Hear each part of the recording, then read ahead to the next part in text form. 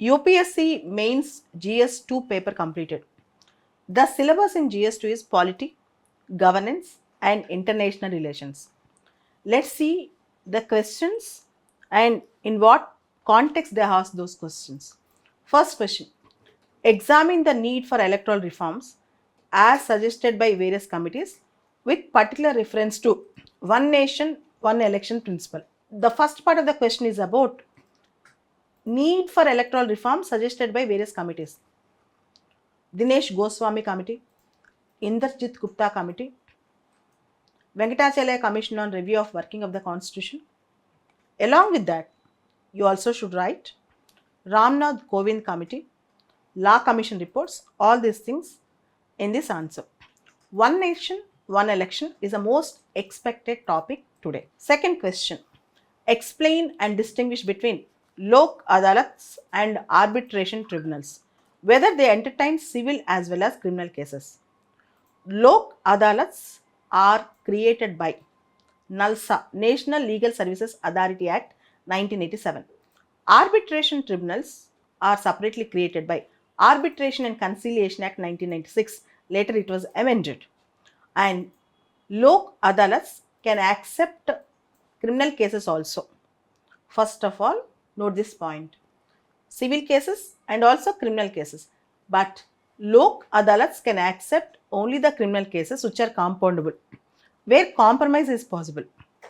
Arbitrational tribunals, generally arbitration tribunals, rarely go into such certain aspects with respect to contracts. Some criminal aspects relate into the contract like fraud, mischief, etc. But generally in arbitration tribunals, criminal cases are not entertained, but crimes related to contracts like a fraud, misappropriation of funds, etc. will be entertained to a certain extent, not too much. So, comparatively, Lok Adalats, generally civil matters, family matters, and Lok Adalat can entertain compoundable offences, particularly with respect to check bouncing, motor vehicle accident cases, etc. This is the difference. Third question: the growth of cabinet system has practically resulted in the marginalization of the parliamentary supremacy. Elucidate. See, cabinet is taking major decisions, particularly when a party gets absolute majority. Cabinet literally dictates everything in the system. Parliament exists for the people, it represents the people, but most of the important decisions are taken by the cabinet without even proper debates, conducting debates in the parliament. That is the meaning of the question. Yes, particularly parliament, you should also mention the role of parliamentary committees here. Fourth question: the duty of the CAG, Comptroller and Auditor General, is not merely to ensure the legality of expenditure but also its propriety. Comment: yes. It is not just whether you have spent the money legally, whether you have spent the money with sanction and authority, but you also, CAG will also see whether the authority have the power to sanction that amount, whether the authority have the jurisdiction to sanction that amount, whether the authority have actually spent the amount within the limitations, within the limits given by the major head or minor head. This is the thing. Yes, CAG will also see the propriety.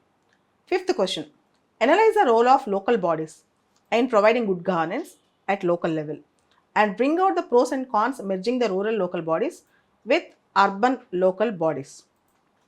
Question have two parts. One is analyze the role of local bodies in providing good governance at local level. One part is you have to analyze how, to what extent local bodies are providing good governance at the local level. Second part of the question is why don't you merge urban local bodies and rural local bodies? Merging will help us to actually plan in toto, plan properly exactly for the entire system. But again, the needs of rural local bodies, the demands of urban local bodies, the infrastructure levels and other things might actually differ. So, if you merge urban local bodies and rural local bodies, we can have effective planning, effective implementation, less duplication, more better manpower resource, all these things. But again, there are challenges in it. Sixth question: public charitable trusts have the potential to make India's development more inclusive as they relate to certain vital public issues. Comment: yes. In India, public charitable trusts. What is the difference between a public charitable trust and a private charitable trust? A private charitable trust is generally for a particular individual or an institution. Public charitable trust is for a public cause. It can be for education, it can be for healthcare, it can be for children, anyone. So they play a crucial role to make India inclusive, yes. But unfortunately, again, public charitable trusts lack support. Sometimes they lack funding. Sometimes there was overindulgence of the government mechanism in public charitable trust, etc. This is the issue. Next, seventh question. Poverty and malnutrition create a vicious circle, adversely affecting human capital formation. What steps can be taken to break the cycle? Yes. Poverty, wherever there is poverty, there will be malnutrition at the same time. Poverty is not just lack of money. We should make people capable of delivering things. So, if poverty and malnutrition go together, almost they go hand in hand, and it will affect human capital formation. How to break this cycle? First of all, we have to break this cycle with poverty elevation programs, addressing also malnutrition issues, women nutrition issues, and we should also develop capability skilled employment levels, and we should also focus on multidimensional poverty levels in India by promoting various schemes. This is a solution. Eighth question. The doctrine of democratic governance makes it necessary that the public perception of the integrity and commitment of civil servants becomes absolutely positive. Discuss. Yes. This question should be actually asked in ethics. Democratic governance includes rule of law, includes non-corruption, includes transparency and accountability, includes credibility and trustworthiness, includes empathy, includes tolerance towards vulnerable sections. All these things are the part of democratic governance in India. First of all, we should identify. And India is a land of diversity. People are diversified. Their needs are diversified. So, diversity and plurality, inclusivity are the parts of democracy. We have to understand this. Question number 9 speaks about the West is fostering India as an alternative to reduce dependence on China's supply chain and as a strategic ally to counter China's political and economic dominance. Explain this statement with examples. Yes, say supply chain resilience initiatives, semiconductor hubs, and more importantly, after COVID, we have seen supply chain shocks during COVID, and after COVID, we understood how we need to develop alternatives for supply chains. Particularly, even in new and emerging technologies, India and US are cooperating. And in most of the defense supply chains, technology supply chains, medicine supply chains, pharmaceutical supply chains, India is playing a crucial role now. India is trying to play a crucial role. Apart from that, Quad, strategic ally. To counter China, Quad and India America made many logistic agreements. Comquasa, Lemova, Becca, Sismova, all these things. Along with that, if you see, America offered NATO plus ally status to India, but India did not accept. That's a different matter. So all these things shows that the West is trying to make India an alternative for China's dominance strategically and economically. Question number 10. Critically analyze India's evolving diplomatic, economic and strategic relations with Central Asian republics, highlighting their increasing significance in regional and global geopolitics. What are Central Asian republics? Kazakhstan, Turkmenistan, Kyrgyzstan, Tajikistan, Uzbekistan. These countries are called Central Asian republics. And now India is eyeing more on them. More importantly, with respect to SCO RATs, with respect to a connection with Central Asia, North-South Economic Corridor, and we have a civil nuclear deal with Kazakhstan, and we are planning to have a better connectivity with other Central Asian countries also. So, right now we are following Connect Central Asia policy, Ashgabat agreement. All these things should be mentioned in the exam. Question number 11. What are the aims and objects of recently passed and enforced Public Examination Prevention of Unfair Means Act 2024? Whether University State Education Board exams too are covered under the Act. First of all, state education boards are not covered under the Act. You should have this clarity. Second point, unfair means in the exam. Unfair means you have seen the NEET episode. various state government exams episodes. Have you observed this? That there was a big furor in the country with respect to NEET exam. NEET paper was leaked. So in this context, the government is focusing on this prevention of unfair means in the examinations. What are the aims and objects? Examination should uplift merit. Examination should uplift the trust. Examination should churn the wheat from the chaff. Examination should help the people who are really meritorious to come up in the system. So, credibility of the board, credibility of the testing agency is also important. For that reason, this Unfair Means Prevention Act was made. Question number 12. Right to privacy is intrinsic to life and personal liberty and is inherently protected under Article 21. Yes. And right to privacy, Puttaswamy versus Union of India case you have to mention. In 1965, in Karak Singh versus State of UP, right to privacy was not considered as a fundamental right. But now, in Puttaswamy versus Union of India 2017, right to privacy. Yes, it's an intrinsic part of life and personal liberty, no doubt. Explain in this reference, discuss the law relating to the DNA testing of child in the womb to establish its paternity. Yes. Legally, it is allowed. If you want to test the DNA of a child to establish paternity, if it is through order of the court, it is allowed. It is legal. It is not invasion on privacy. It is not invasion on privacy. Remember, right to privacy is a fundamental right under Article 21 as on date. We have that fundamental right. And child in the womb, if the child undergoes paternity test, according to the court's order, we cannot say it is against the right to privacy. Next, question number 13. What changes has the Union government recently introduced in the domain of center-state relations? Suggest measures to be adopted to build the trust between center and states and for strengthening the federal system. So, what changes the Union government recently introduced in the domain of center-state relations? Recently, government regularly is introducing interstate council, using interstate council Article 263. And Niti Aayog is also a good mechanism. GST council is a good mechanism.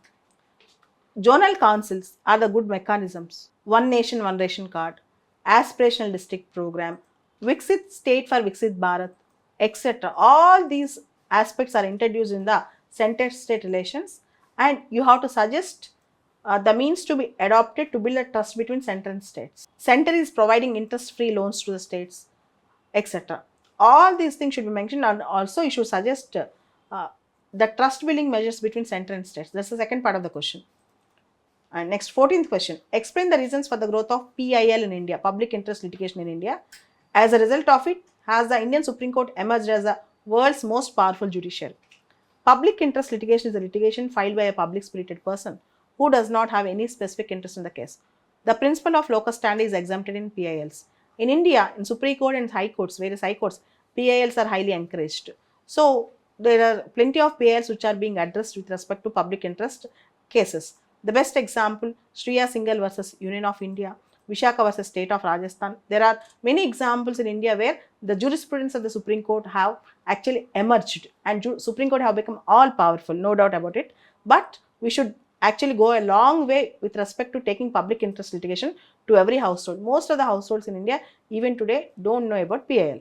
Question number 15. Discuss India as a secular state and compare with the secular principles of US Constitution. This is a regular question. Indian secularism versus Western secularism. Indian secularism is a positive secularism. Western secularism is a negative secularism. Indian secularism equally protects, gives space to all religions and religious practices. In Western culture, including US culture, state is disconnected with the religion. Question number 16. The Citizen Charters has been a landmark initiative in ensuring citizen-centric administration, but it is yet to reach its full potential. Identify the factors hindering the realization of its promise and suggest measures to overcome them. The first question is Citizen Charter Bill is not yet passed. Second question, most of the organizations and departments don't follow citizen charters. Third thing is citizen charters most of the times are not revised. Fourth thing, even though they make citizen charters, they are not consulting the stakeholders. Fifth thing, most of the citizens are not aware of citizen charters at all. These are the problems with citizen charters. Question number 17. In a crucial domain like the public healthcare system, the Indian state should play a vital role to contain the adverse impacts of marketization of the system. Suggest some measures through which the states can enhance the reach of public health at the grassroots level.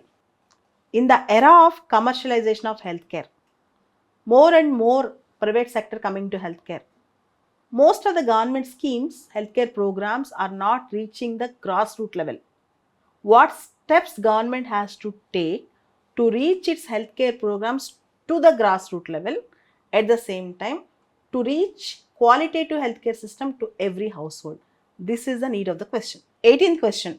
E-governance is not just about routine applications of digital technology in service delivery process.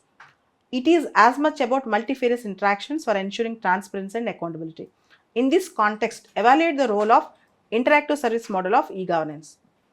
For example, interactive service model is DigiLocker, e-wallet, etc. If you observe the question, it is not just service delivery. The utility and application of digital technology is not just service delivery. It is better interface with transparency and accountability. If you have more and more digital technology, there will be less corruption, means more transparency, less nepotism and favoritism, that means more transparency, and everything will be tracked online, that will be more accountability. So interactive service models, particularly online service models, interactive service models, examples enam project, example DigiLocker, example e-wallet systems, all these things comes under interactive service models, e-gram Swaraj, etc. 19th question.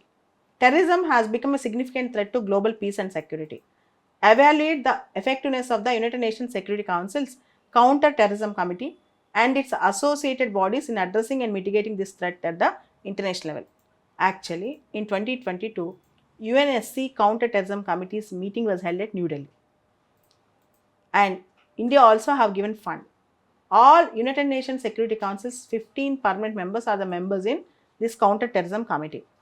And it got established after September 11 attacks in America. Basically, it raises consensus, raises funds and other things for counter-terrorism. So you need to address the effectiveness, to what extent it is successful, to what extent it was a failure. The question is about effectiveness of CTC, Counter-Terrorism Committee. This is the question. Last question, question number 20. Discuss the geopolitical and geostrategic importance of Maldives for India with a focus on global trade and energy flows. Further, also discuss how this relationship affects India's maritime security and regional stability amidst international competition. See, of late we have observed India-Maldives confrontation on certain issues, particularly Maldives is not so close to India in the recent past.